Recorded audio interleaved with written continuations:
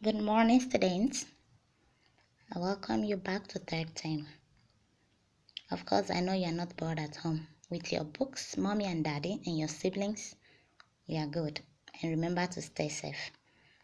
Alright, this is Miss Blessing, your government madam. Today we are going to look at topic, the rule of law. A very interesting topic. Of course, I believe you did this in your junior classes. Alright, very quickly, without wasting of time, we have step 1, which is the meaning of rule of law. We have step 2 here, the basic interpretation of the 3 principles of the rule of law, and evaluation. All right, let me take you back to step 1, where we have the meaning of rule of law. All right, before we go into the rule of law, I want to define what law is, or I want to explain the meaning of law. Now, law means the whole system, a whole system of rules that everyone in a country or society must obey. Now, every state or society tries to develop this body of principles or norms that govern the conduct of its members and how to make sure that they are strictly carried out or enforced. Now, in the case of a state like Nigeria, the law controls both the government and the governed, or the rulers and the ruled. But in the traditional societies, these laws can come in form of unwritten customary ways of carrying on social activities to avoid conflict. But here in our modern society, such laws are contained in the constitution of that country. This constitution can be written as in Nigeria or unwritten as it is in Britain. Alright, back to the meaning of the rule of law. Are you listening? Good. The rule of law means that the action of government must be according to the laws of the land. Must be according to the laws of the land. Government must not act according to their own will or how they feel, and must not misuse power. Now, for a working definition, we may define the phrase rule of law as the absolute supremacy or predominance of law over everybody, both the rulers and the ruled, and all decisions taken in a country. Now, the rule of law is the supremacy of the law of the land as administered by the courts. Now, this doctrine was an idea that came to a man called Professor A.V. Dicey, which he wrote down in his book titled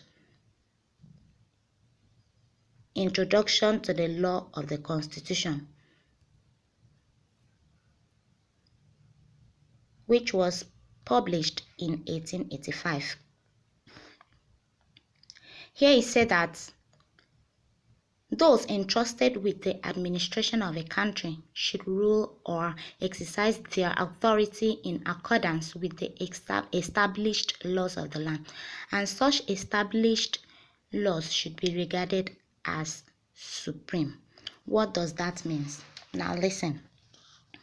It means that the government should rule according to the provisions of the Constitution, and that the government should be subject to the law. Now, the phrase has other phases like that no citizen can be punished except as prescribed by law, which means that no one can be punished without trial. Do you understand? Now, that the law must be known to every citizen. The rule of law is fundamental to the principle of separation of powers, which condemns the concentration of powers in one authority.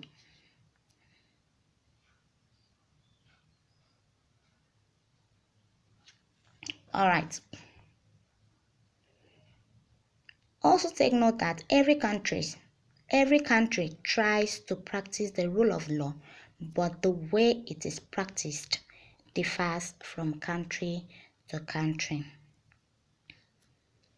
Now, Professor A.V. Dicey propounded the following three principles of the rule of law. We have number 1, equality before the law. Number 2, we have principle of impartiality, otherwise known as the supremacy of the law. And number 3, right to personal liberty. Now, we are going to find basic interpretation for the following principles of the rule of law. Number 1, equality before the law. Equality before the law. In Dicey's view, all men are equal before the laws of the land. This means that no one is above the law, and the law is no respecter of person.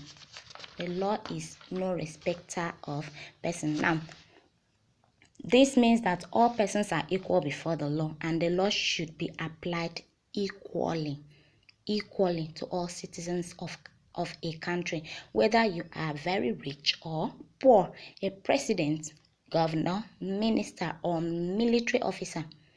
The law does not respect anybody, no matter your rank or position in society. Everybody is subject to the law and treated equally. Do you understand? Now, number 2, principle of impartiality, or you say excuse me, the supremacy of the law. Here, the principle assumes the notion of legality, which means due process of law in dealing with offenders. This actually means that the law is the highest authority in the land. The rulers must rule the people according to the law. Both the rulers and the ruled are under the law. It is also referred to as sovereignty of the law. Now, the queen or king, president, governors, and legislators, of course, you know the legislators, the lawmakers, who make the laws must act according to the law of the country. Now, punishment for breaking the law must be given according to what the law says, and not according to what the president says. Note that no one is punished except the person has been found guilty by the law courts.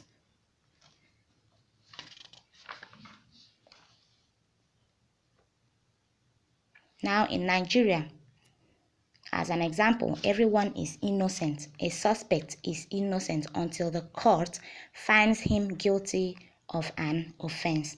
Number 3, we have right to personal liberty. This principle states that citizens of country should enjoy certain basic inalienable rights and liberties under the law. What does that mean?